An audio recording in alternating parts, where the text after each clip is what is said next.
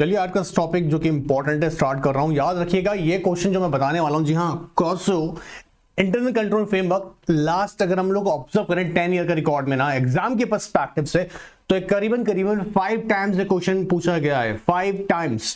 तो इसका मतलब क्या है सर कि अब आगे नहीं आएगा, आईसी से थक गया पूछ के? नहीं। इंटरनल कंट्रोल को अगर हम लोग याद रखिएगा कॉसो के पर्सपेक्टिव से अगर देखें, मतलब ये भी एक गाइडलाइन से प्रोवाइड कर रही है। क्या है कि कमिटी है, कमिटी ऑफ स्पॉन्सरिंग ऑर्गेनाइजेशन। बोलो मेरे साथ में बेटा, आप लोग भी बोलिएगा, committee of sponsoring organisation of Treadway commission. बोलो बेटा वापस बोलो, committee of sponsoring, committee of sponsoring organisation. Organisation किस चीज के लिए कह रहा है? Treadway commission. लगभग मैं भी बताऊंगा ना, अभी पूरा डिटेल बताऊंगा, पहले तो ध्यान सुन लो। ये तो समझ लें एकेडमिक पर्सपेक्टिव से, अगर आईसीएसए का हम लोग देखें तो आईसीएसए ने से 5 टाइम्स क्वेश्चन पूछा है। 5 टाइम्स में अगर आपको बताऊं, ये क्वेश्चन देखिए 2010, 2014, 2013, 2017, 2019, मतलब ये मैं आपको बता रहा हूं जो एक्चुअली ऑन रिकॉर्ड अवेलेबल है। ठीक है, मैं और बेसिस पे अगर जाके अगर आप लास्ट ईयर के 10 ईयर के पेपर ऑब्जर्व करें आईसीएसआई के, तो वहां भी आपको पता लग जाएगा कि ये कहीं ना कहीं क्वेश्चन कितनी बार है। तो वो बता रहा हूं जो अभी रिकॉर्ड मेरे पास में अवेलेबल है, मतलब 5 टाइम्स से क्वेश्चन सही ने पूछा है। तो आईसीएसआई के एग्जामिनर जो हम जनरली कहते हैं पेपर सेटर, वो दे आर एक्सपेक्टिंग कि ICSI of course they are expecting what कि सीएस प्रोफेशनल स्टूडेंट्स को कॉसो, जी हाँ, क्या बोल रहे हैं? कमिटी ऑफ, बोलो मेरे साथ में, committee of sponsoring organisation, committee of, दिख नहीं रहा तो अच्छे से देख लीजिएगा, committee of sponsoring organisation of the Treadway commission. Basically अगर हम देखें क्या है यहाँ पर, इन्होंने भी, जी हाँ, इस कमेटी ने भी, जो कि 5 डिफरेंट यहाँ पे मैं बात करूंगा आपके सामने, ऐसे प्राइवेट सेक्टर ऑर्गेनाइजेशन है, क्या प्राइवेट सेक्टर ऑर्गेनाइजेशन है, जिनके मिलाकर एक कमेटी बनी हुई है। और इंटरनेशनल लेवल पर ये इंटरनल कंट्रोल को लेकर इन्होंने अपनी कुछ गाइडलाइंस प्रोवाइड की हुई हैं। बहुत ही इफेक्टिव हैं। जैसे जैसे याद रखिएगा बिजनेस एनवायरनमेंट में चेंज आया, उसके अकॉर्डिंग इन्होंने भी गाइडलाइंस को चेंज किया। और जैसा मैं बताऊंगा भी इंटरनल कंट्रोल में कितनी ही इफेक्टिव है, कितनी इंपॉर्टेंट है। दूसरा, इस सेशन के अंदर याद रखिएगा मैं एक और बहुत इंपॉर्टेंट टॉपिक आपसे डिस्कस करूंगा, जो एक्चुअली अगर कहा जाए तो जान है, जी हाँ, इंटरनल कंट्रोल चैप्टर की जान है। मतलब अगर वो टॉपिक आपको बहुत अच्छे से आता है तो इसका मतलब आपके कहीं ना कहीं 5 मार्क्स इस चैप्टर से इंश्योर्ड हो चुके हैं। मैं आपको पक्के से बात कह रहा हूं, ठीक है। मतलब इस चैप्टर से और कोई क्वेश्चन बने ना बने, वो तो जरूर बनने वाला है। और अगर आपको वो आ भी गया और क्वेश्चन कैसा भी आ जाए, इस चैप्टर से आप क्वेश्चन को अटेम्प्ट कर ही लेंगे। क्या है डिस्कस करूंगा, सरप्राइज नहीं रख रहा हूं, बट इसलिए कह रहा हूं कि इतनी क्यूरियोसिटी तो रहे पढ़ने की कि आप ध्यान से दें। ऑलराइट, सो दोनों टॉपिक बहुत इंपॉर्टेंट है। फर्स्ट हम लोग डिस्कस करने वाले हैं कॉसो, जी हाँ, कॉसो internal control framework. Let's start with it. ध्यान से पढ़ेंगे, पूरा फोकस के साथ में। ऑलराइट, चलिएगा, आ जाइएगा। COSO is the abbreviation of Committee of Sponsoring Organization of the Tradeway Commission. It is joint initiative of 5 private sector organization. कौन कौन सी हैं वो 5? आओ देखते हैं। स्क्रीन में दिक्कत है, चल तो रहा है, ठीक है, चलिए आ जाएगा। आओ आओ आओ आओ आओ यार, ठीक है। American Accounting Institution, American Institute of CPA, Financial Executive International, Association of Accountants and Financial Professionals in a Business, and last is Institute of Internal Auditor। ये 5 ऐसी प्राइवेट सेक्टर ऑर्गेनाइजेशन जिनको मिला के क्या बना है? COSO, committee of sponsoring organisation of the Treadway commission. All right, is dedicated to providing thought leadership through the development of frameworks and guidance on enterprise risk. 3 aspects cover करिए, enterprise risk management, risk management में detail में discuss किया था। Second क्या होगी?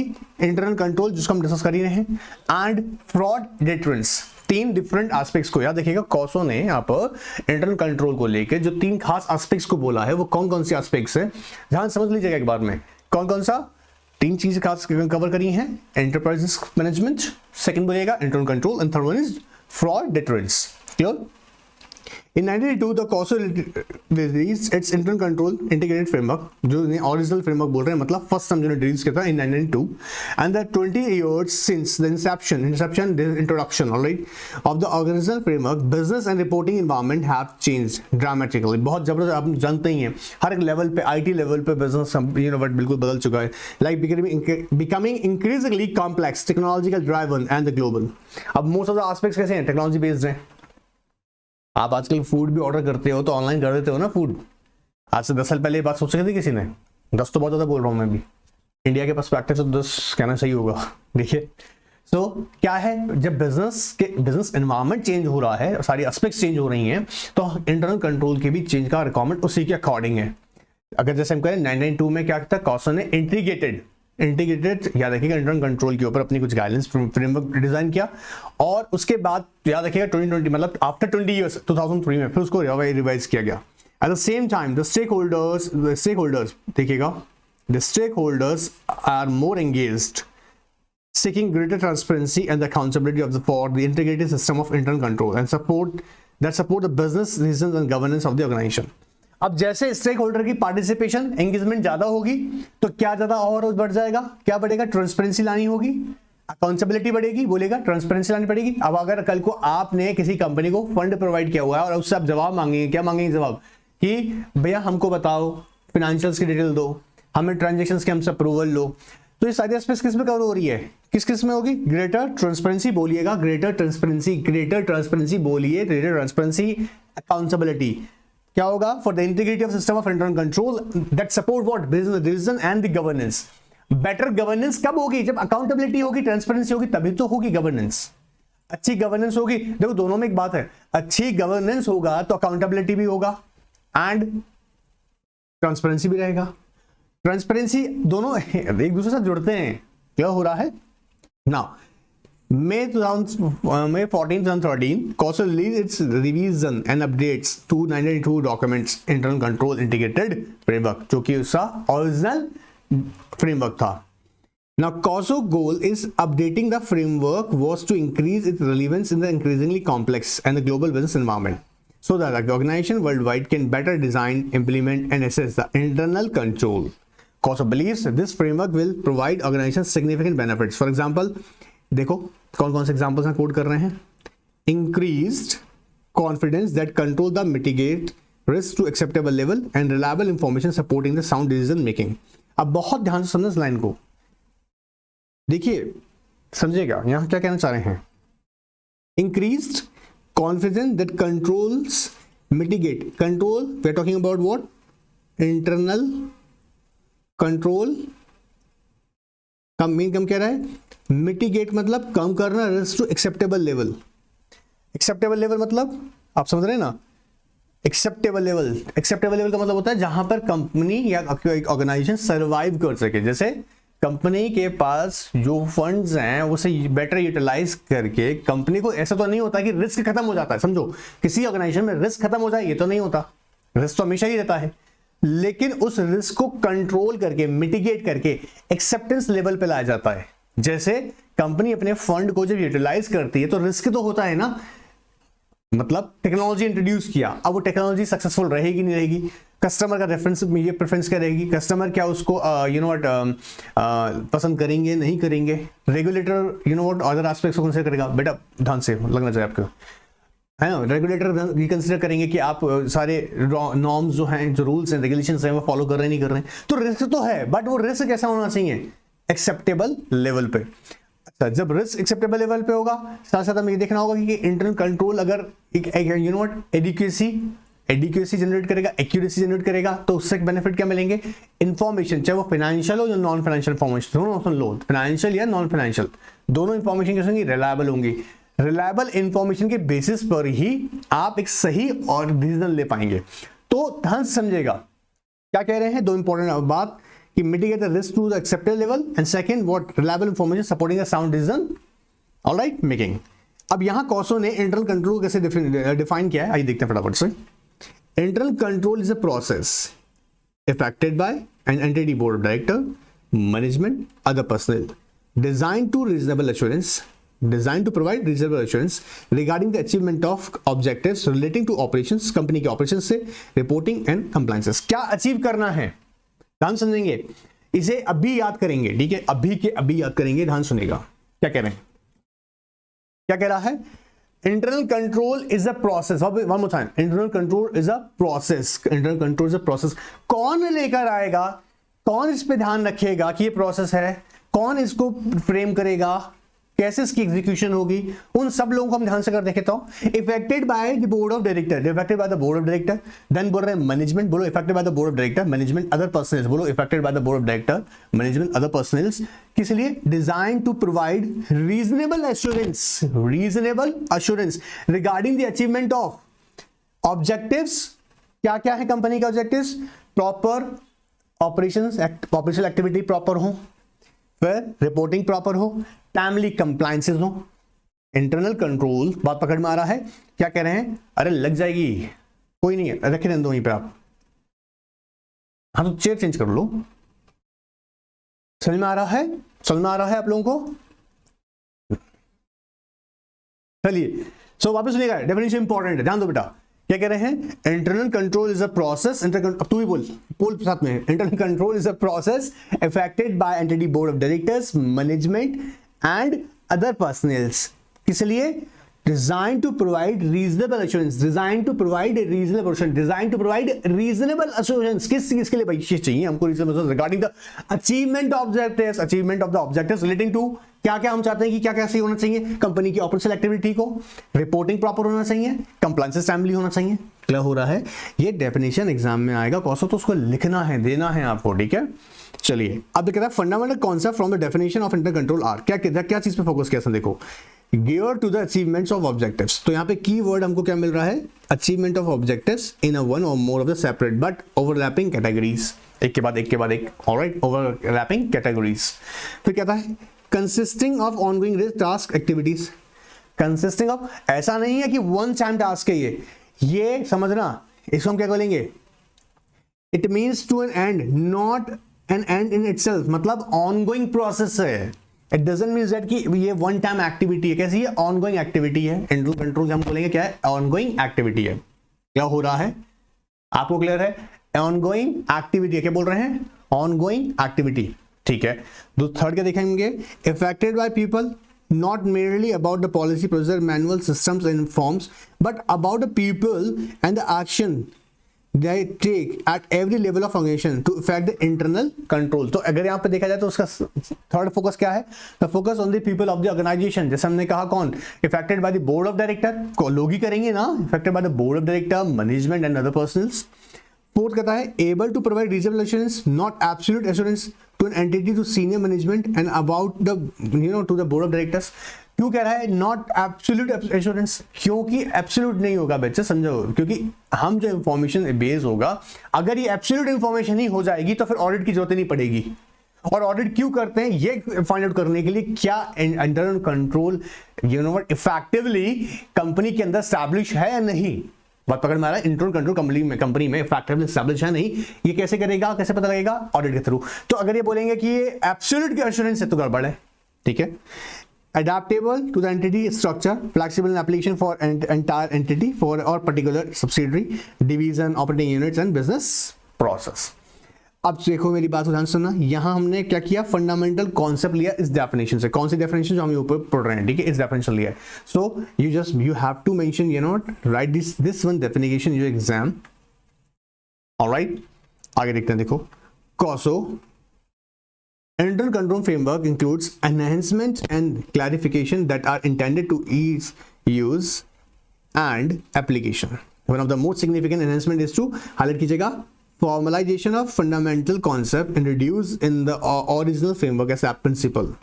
These principles associated with the 5 components provide clarity for users in designing and implementing system of internal control, for understanding requirement for effective internal control. किसी भी organisation को, अच्छा ये क्या होता है ना, देखो जब हम कॉसो के बारे में पढ़ रहे हैं, अब मान लीजिएगा मैं आपसे कहूँ कि अगर आपने एक एग्जांपल दे रहे हैं, सिर्फ एग्जांपल से समझने के लिए बता रहे हैं हम। कंपनी को जब आर्टिकल डिजाइन करना होता है, कंपनी को अपना आर्टिकल्स ऑफ एसोसिएशन प्रिपेयर करना होता है, तो कंपनी क्या कर सकती है? जो सेट फॉर्मेट और स्टैंडर्ड्स हैं उससे वो कंसिडर कर सकती है, देख सकती है, समझ सकती है कि क्या क्या एस्पेक्ट्स आर्टिकल ऑफ एसोसिएशन में आती है।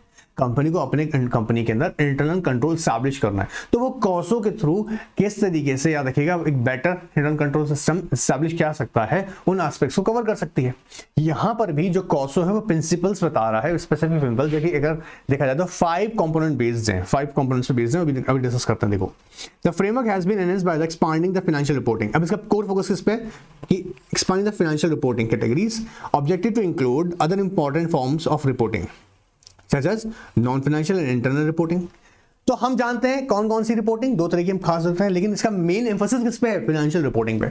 But also it includes what, non financial. अब नॉन फाइनेंशियल क्या होगा, जिसमें जिस इन्वायरमेंट में, जैसे हम सोशल करें या इन्वायरमेंटल एस्पेक्ट्स कहें, लाइक अगर हम कह सकते हैं related to the people of the company, ठीक है, कंपनी के प्लान्स को लेके भी हो सकता है, ठीक है।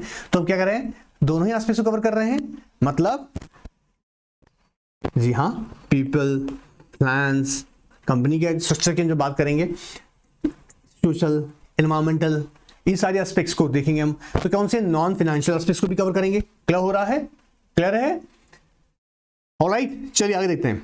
तो कह रहा है इसका मेन एम्फेसिस किस पे रहेगा, फाइनेंशियल रिपोर्टिंग पे, साथ साथ में other important aspects like non financial aspects and internal reporting.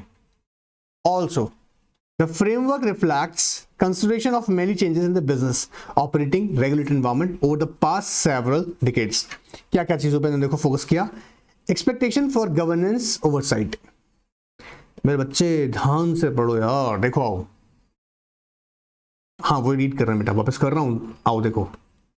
Framework reflects consideration of many changes in the business operating regulatory environment over the past several decades, including expectations for the governance oversight। मतलब governing aspects है company के हिसाब से देखें तो क्या क्या उस पर रूल्स एंड रेगुलेशंस और लॉज अप्लाई है, किस सिस्टम और किस प्रोजेक्ट के थ्रू वो रन कर रही है, गवर्नमेंटल नॉर्म्स क्या है, रेगुलेटरी नॉर्म्स क्या है। तो ये एक एक्सपेक्टेशन लेवल कहां से कह रहे हैं, expectations for governance oversight, globalisation of market and operations, जैसे हम बोल रहे हैं ना मार्केट एक्सपांड। अब बिजनेस आप क्या कर रहे हैं, बियॉन्ड योर, क्या कर रहे हैं, योर कंट्री कर रहे हैं, beyond your, you know what. अगर हम देखें ग्लोबल लेवल का मतलब यहाँ पर क्या है, तो बिजनेस जब हम ग्लोबल लेवल पे कर रहे हैं तो इंटरनल कंट्रोल से क्या क्या एस्पेक्ट्स बढ़ रही हैं वो देख रहे हैं हम लोग, ठीक है। एक्सपेक्टेशंस फॉर गवर्नेंस ओवरसाइट, वापस बोलेगा, second globalisation of market and operations, changes and greater complexity in the business, demands and complexity in laws, rules, regulations and standards.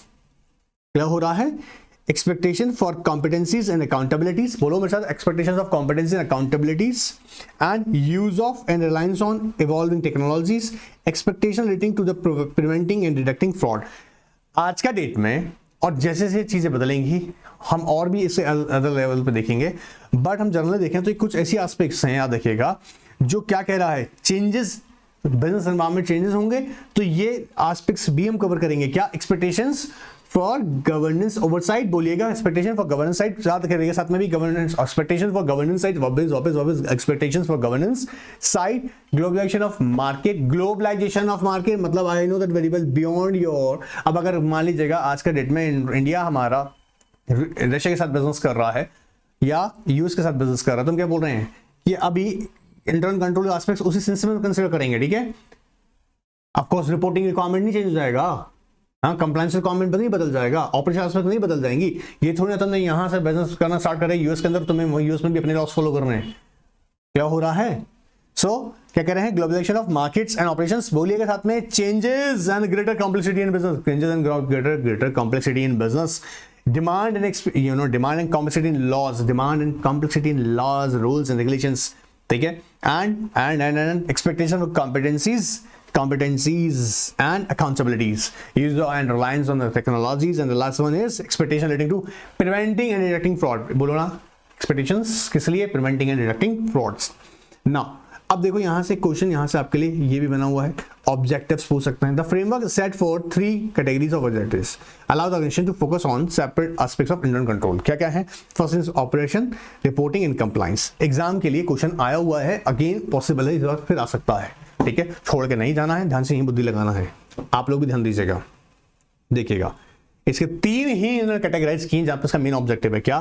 First आ रहा है operations pertain to effectiveness and efficiency of the entity operations including operational and financial performance of goals safeguarding assets against the loss. तो पहला क्या रहा है, इसका main focus किस पे रहा है? ऑपरेशन एस्पेक्ट्स पे। ऑपरेशन एस्पेक्ट हम क्या कवर करेंगे? उस कंपनी के ऑपरेशन एस्पेक्ट्स क्या इंक्लूड करता है? Operation as well as financial performance goals. Financial performance goals, financial performance goals, ठीक है, and safeguarding of assets against the losses, ठीक है।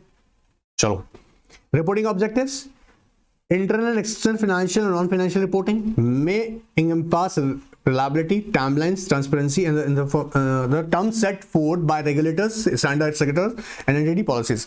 Reporting requirements, वापस सुनिएगा, वही रिपीट कर रहा हूँ, वो स्क्रीन दिखानी होगा ना उस टाइम, वापस देखते हो, देखो वापस आ जाओ, ध्यान दीजिएगा आप लोग भी। पहला हम क्या कह रहे हैं?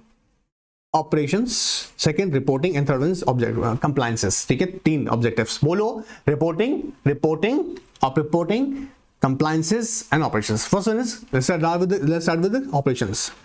Effective and efficiency of entity operations including both financial performance goals and safeguarding of assets.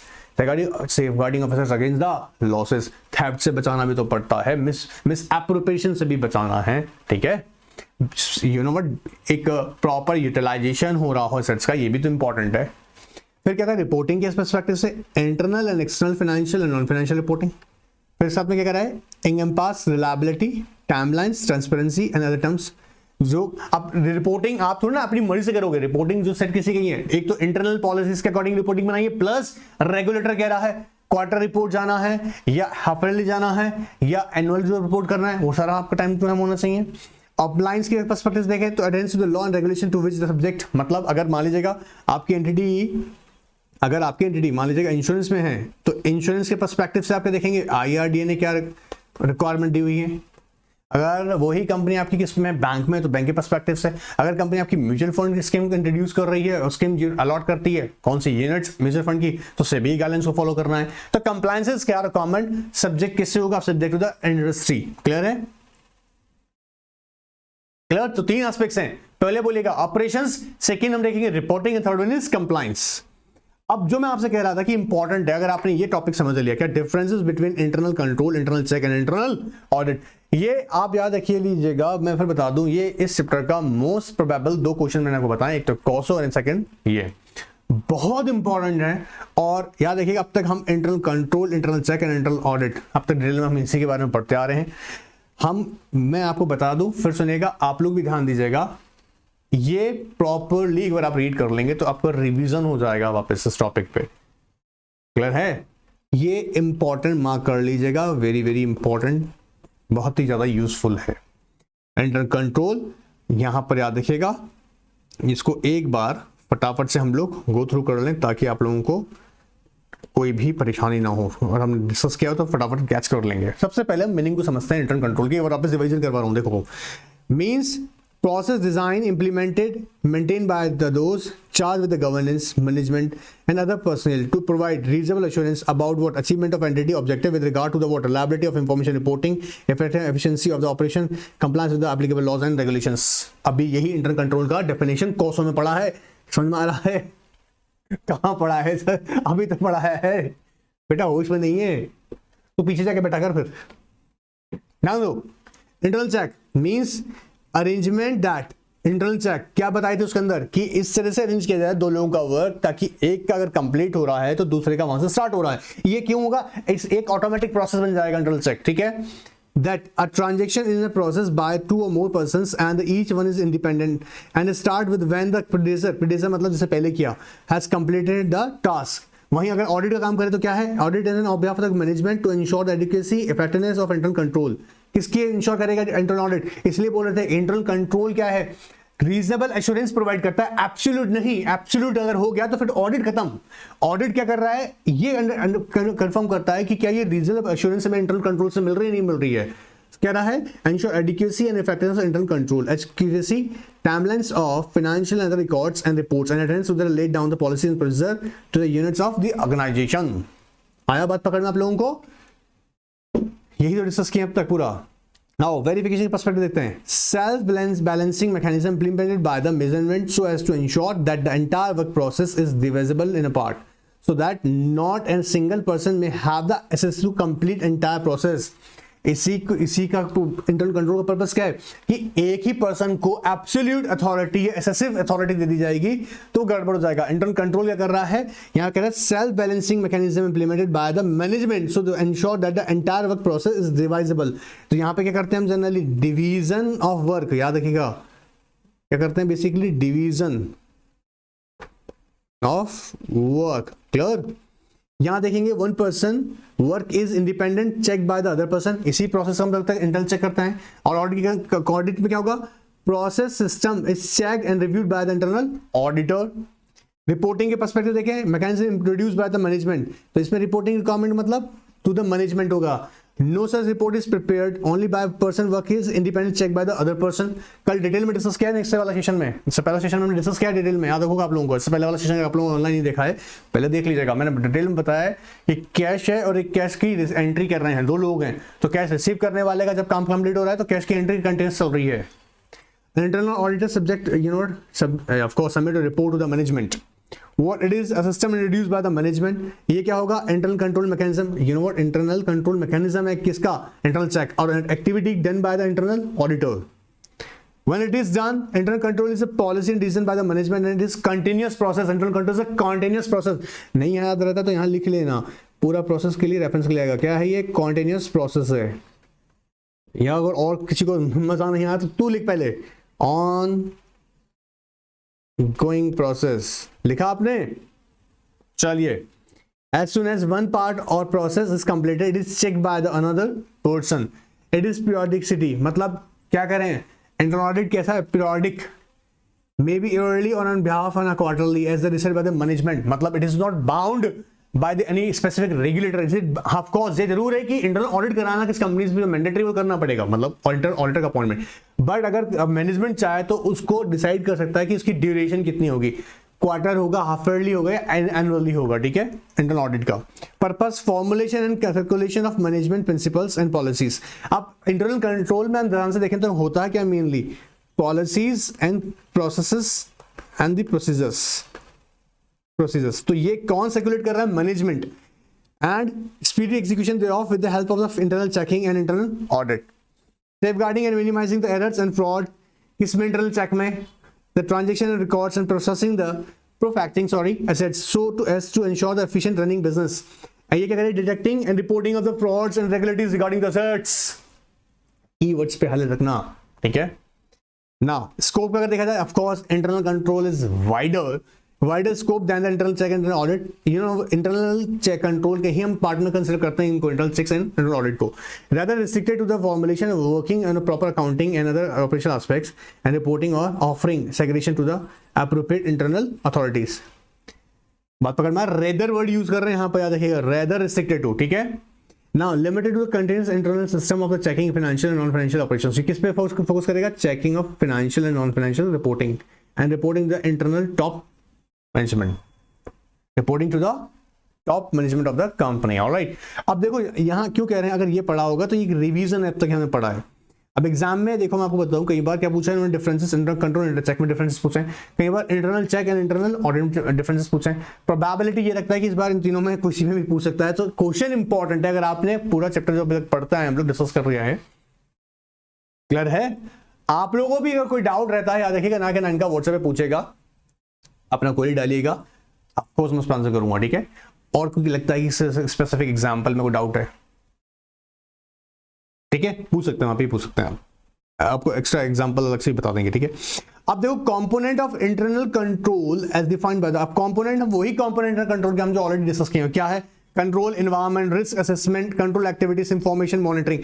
ये सारे एस्पेक्ट्स हमने अगर ध्यान से देखा जाए तो हमने अभी इंटरनल जब कंट्रोल की बात कर रहे थे, जब उसके कंपोनेंट्स को ध्यान दे रहे थे, तो यही कंपोनेंट्स हमने पढ़े थे. क्या, कंट्रोल एनवायरनमेंट, बोलो ना, control environment, risk assessment, control activities, information and the last one is monitoring. ये एक बार रीड जरूर करना है, रीड जरूर करना है. मैं अपने स्टूडेंट्स को बार बार बोल रहा हूं, आप लोगों को भी कह रहा हूं, रीड जरूर करना है. ठीक है. ये ऑलमोस्ट वही कॉन्सेप्ट मैंने डिस्कस किया हुआ है, पूरा ड्रिल वही है, इसलिए बार बार उसको यहाँ रिपीट नहीं कर रहे हैं। तुम्हें पता है एग्जीक्यूटिव जो ओल्ड सिलेबस से थे, अकाउंट्स इनके पास था ना, ओल्ड सिलेबस के अंदर बोल रहा हूँ, ये पूरा उन्होंने अच्छे से हमने किया हुआ है, मतलब उन्होंने पहले डिस्कस किया हुआ है, उन्होंने पहले पढ़ा हुआ है अच्छे से, ये स्टूडेंट्स हैं, उन्हें पता होगा शायद। ऑलराइट, सो टेस्ट करेंगे ना, भी टेस्ट भी होगा इसका, अलग से टेस्ट करेंगे जिन लोगों का नहीं हुआ है। अरे हाँ भाई, सभी क्या करेंगे ना, तो क्या और भी क्वेश्चंस बेटा, क्वेश्चंस के साथ भी डिस्कस करेंगे अलग से।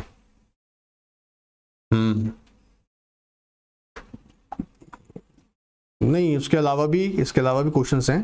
ये देखो, ये भी इंपॉर्टेंट है भी क्वेश्चन ना, ये भी हमारे लिए इंपॉर्टेंट है, इसको भी हम अलग से चेक करेंगे, ठीक है। चलो, रेगुलेशन 17 या देखिएगा सेबी LODR, मैं उम्मीद कर रहा हूँ तुम लोगों को याद होगा, नहीं है तो बताएंगे। ऑडिट कमेटी वाला कॉन्सेप्ट, जो उसका रूल यहाँ बेसिकली क्या आएगा, कुछ याद आ रहा है या भूल भाल गए? ऑडिट कमेटी का रूल याद है? अच्छा, गुड। ऑनलाइन किसी स्टूडेंट का अगर ये कॉन्सेप्ट याद रखिएगा पूरा नहीं हुआ है या रह गया है, वापस से याद रखिएगा, मेरे को रिक्वेस्ट भेज दीजिएगा व्हाट्सएप पर, हम लोग यहाँ से आपको याद रखिएगा। सर क्लासेस हम लोग पहले कर चुके हैं, इसी गवर्नेंस में किए हुए हैं, ठीक है। तो वो आपको उसके लिंक्स वापस दे देंगे रिवीजन पर्पस। अगर वो किसी को अवेलेबल या किसी का मिस हो गया हो तो यहाँ से आप मुझसे मांग सकते हैं, आपको प्रोवाइड कर दिया जाएगा, ठीक है। सेक्शन 134 याद रखिएगा, डिटेल में डिस्कस किए हुए हैं already. Director responsibility statement, alright. अब देखो, एक है ना, ये जरूर कहूंगा मैं आपको, ये कंक्लूजन जरूर रीड करना चाहिए हर एक चैप्टर का अच्छे से। एक बार इसको भी रीड कर लेते हैं ताकि जो अब तक डिस्कस किया वो सारी एस्पेक्ट समझ में आएंगी। देखो, internal control has two components, internal checks and internal audit, ठीक है। अगर इंटरनल कंट्रोल को हम देखें, हम लोग वैसे अगर कंसिडर करते हैं, ऑफ कोर्स हम बोल रहे हैं control environment, risk assessments, information, monitoring, ये सारी एस्पेक्ट्स ठीक है हम कवर करते हैं। लेकिन अगर हम देखें कोर फंक्शन कंपोनेंट्स के अंदर, तो दो कोर कंपोनेंट्स हैं उसके, internal check and internal audit. Internal control enables an entity to achieve desired performance, profitability, prevent loss of resources through effective internal checks supported by the internal audit. So, internal check, desired, जब हम कह रहे हैं desired result हम expect कर रहे हैं, desired result in respect of what? Performance को लेके बोलो, performance को लेके बोलिएगा, performance को लेके, profitability, performance, profitability, prevent of what? Loss of resources. और ये कैसे पॉसिबल होगा? कैसे पॉसिबल होगा? By applying, by implementing effective internal check and such internal check supported by internal audit. ये क्या कह रहे हैं? इंटरनल कंट्रोल के दो important components, internal check and internal audit. And क्या होगा? ये हमें किस चीज में हेल्प करेगा? Internal control, internal control enables an entity to achieve what? Desired performance, profitability, prevent करना losses of the resources, prevent of losses, prevent loss of resources, prevent करना किससे? loss of resources से बोलो, and through effective implementation of internal check and which is supported by the internal audit. Principle of corporate governance requires adherence to the applicable laws, regulations through the adequate disclosure, transparency, reliable financial reporting. Law-abiding entity improves the image among the stakeholders. Improve relationship with the regulator, avoid pitfalls. All this happens only due to the perfect internal control. मैं एक बताने वाला हूँ, एक और खतरनाक important question है यहीं से। 3 क्वेश्चन तुमको बोल रहा हूँ मैं, ये क्वेश्चन छोड़ के मत जाना बिल्कुल भी। COSO, difference between internal control, internal check and audit, and this one I'm going to talk about. Regulation 17 of LODR, ठीक है, सेक्शन 134, डायरेक्टर रिस्पॉन्सिबिलिटी में कई बार डिस्कस किए हुए टॉपिक्स हैं, ये नहीं कह रहा इंपॉर्टेंट नहीं है, एक बार आप इसको भी फटाफट से गो थ्रू कर सकते हैं।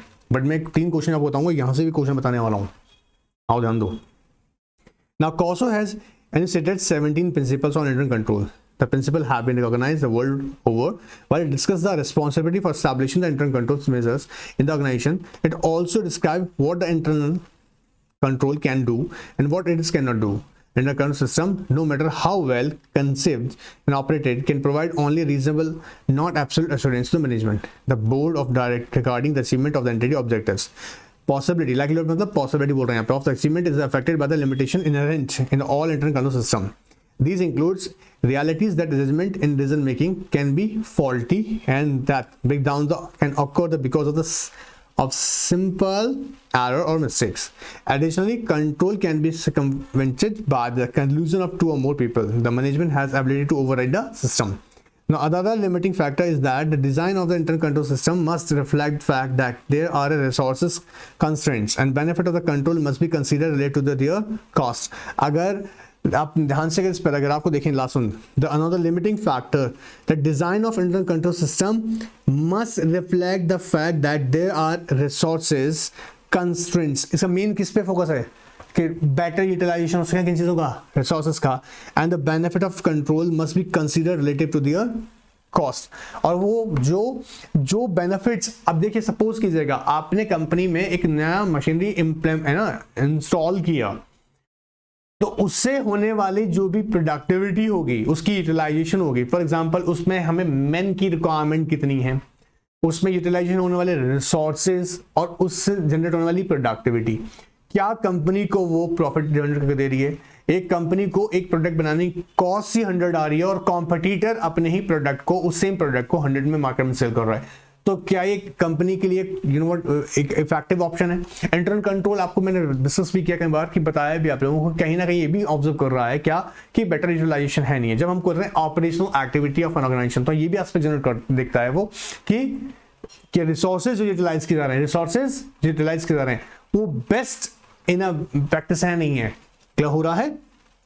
सो अब ये 3 क्वेश्चन यहां पर है. एक ये अपने आप में क्वेश्चन आ सकता है, देखो internal control has two component, internal check and internal audit.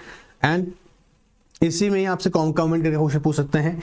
एक आ सकता है internal control enables an entity to achieve the desired performance profitably and prevent loss of the resources through the effective and control check supported by the internal audit. Comment. अब यहाँ पे thoroughly आपको क्या करना है, आपको इंटरनल कंट्रोल को define करते हुए, क्योंकि दोनों इंपॉर्टेंट कॉन्सेप्ट हैं, तो यहाँ पे उसको इंटरनल चेक को इंटरनल ऑडिट को डिफाइन करते हुए आपको एस्पेक्ट बतानी है थोड़ी सी, ठीक है. एंड याद रखो अभी मैं इसका जो टेस्ट करूंगा, टेस्ट के अंदर सबसे पहले मैं आपको डिफरेंट क्वेश्चन के साथ प्रैक्टिस करवाऊंगा. सो नेक्स्ट सेशन में हम लोग इसके कुछ और एस्पेक्ट्स को भी कंसिडर करेंगे, ठीक है. आई होप यहाँ कोई डाउट नहीं होगा. मेरे ऑनलाइन स्टूडेंट जो मुझे देख रहे हैं, अच्छे से सुन रहे हैं, याद रखिएगा अगर कोई डाउट रह गया है पूछो, ठीक है. और अभी हम लोग जब टेस्ट करेंगे, टेस्ट से हमें और क्लैरिटी मिल जाएगा इस पे कि आप लोग कितना समझ पाए. ऑलराइट.